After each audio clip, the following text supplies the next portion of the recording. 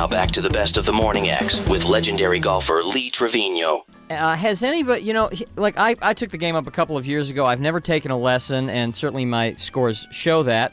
But do you think, because like I read Golf Magazine each month, and I'll watch the Golf Channel, and do you think that a lot of golfers get way too bogged down with lessons and reading books, and they get all this information in their head? Too much to process? It's just too much to process, rather than just like go up, hit the ball, and like a natural athlete should be able to figure out the problem with golf is if you go get a golf lesson, what's that instructor going to teach you? If you have a bad grip, he's not going to spend the hour that's going to take your money for you to walk around holding this golf club with the grip. He's going to show you a backswing. He's going to show you a grip, a takeaway, a follow-through, a downswing, a weight shift. He's going to show you 5,000 things. Mm-hmm. The thing to be, that's why a youngster, you start him young, because you start him one step at a time. If you want to improve your game, the Golf Channel, in my opinion, is the best thing because, as everyone's always said, a picture is worth 1,000 words. Yeah. You can read all the articles in the world, but if you don't have someone there to interpret it for you, you're not going to be able to get this. So these instructors that they have on the Golf Channel are unbelievable, and you can pick up some things from there. But everything comes to practice. It's like running a 26-mile marathon. If you don't work out and you don't get in shape, you're not going to run 26 miles. Well, that's actually, I was going to ask you, I'll go out, or a lot of golfers will go out, spend 20 minutes, on the range, a half hour on the range before How they about go 8 hours a day for about 4 years? How much, like when you were playing tournaments back, 10, 15 years ago, what would your practice routine be? Like, would you hit I've heard guys who will hit a basket of balls or a bucket of balls for each club even. Well, in the practice session, we hit more than that. Let me tell you what a regular week would be. I would get home on Sunday night. If I won a golf tournament or I didn't win the tournament, I would be on the practice tee at 7 o'clock in the morning, and I would hit golf balls until noon. Take a break, have lunch, talk to my buddies at the club, come back out and hit more balls. Have dinner. If there's any daylight left, I would hit more balls. I would hit 1,000 balls Monday, 1,000 balls Tuesday. I would leave Tuesday night for the tournament.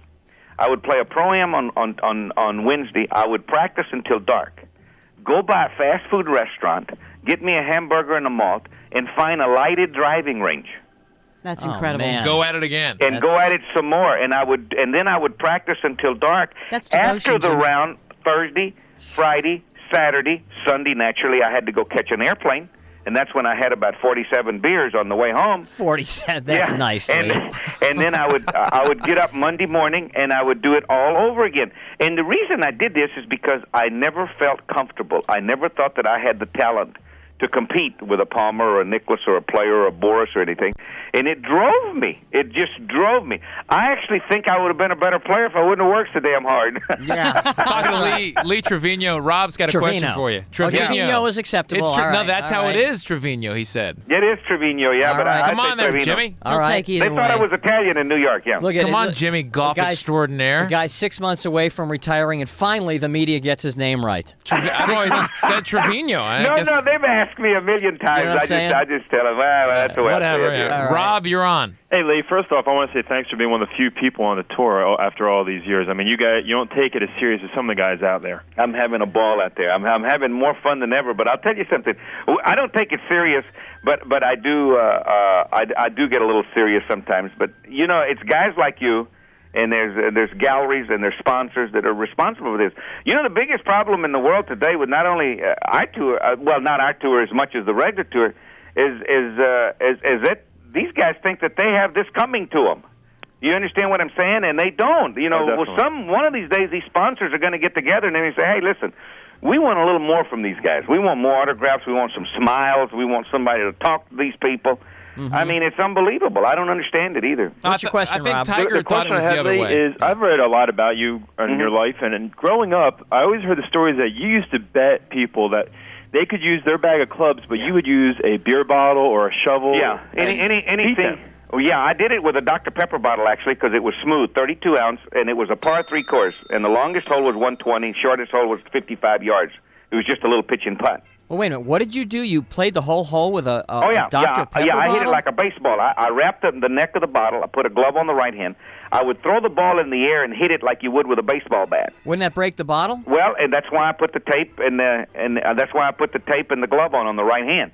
But I tell you something, you guys are too young to remember that bottle. Back in the late 50s and early 60s, you didn't get as much soft drink and you got more glass. You understand what I'm saying? So the bottle was very thick. I sell glass bottles, so I actually do know what you're talking about. Yeah, and it was a very thick bottle. And I broke very few, to tell you the truth. But I could actually hit the ball about 120 yards with roll. And the best I ever shot, par was 27 on this par 3, and the best I ever shot for 9 holes was 29, 2 over par. With a Coke bottle? With a bottle. With a Dr. Pepper bottle. How did you putt? I just laid it down a long ways and putted with the butt of it. Like a pool cue? Yeah, like a croquet, yeah. And I never lost a match because, I never would play anyone unless I got the tie, which Rob. means you're getting a half a stroke a hole. That's unbelievable. Yeah. You talk about everyone smiling and bringing that part to the game. What do you think about the people like Tiger who bitches and moans and screams at people and is frowning all the time? What do you think about that for the game? I tell you what. This interview isn't over. More after a quick break. You can also find it and more on the Morning X with Barnes and Leslie podcast. You're inside the best of the Morning X.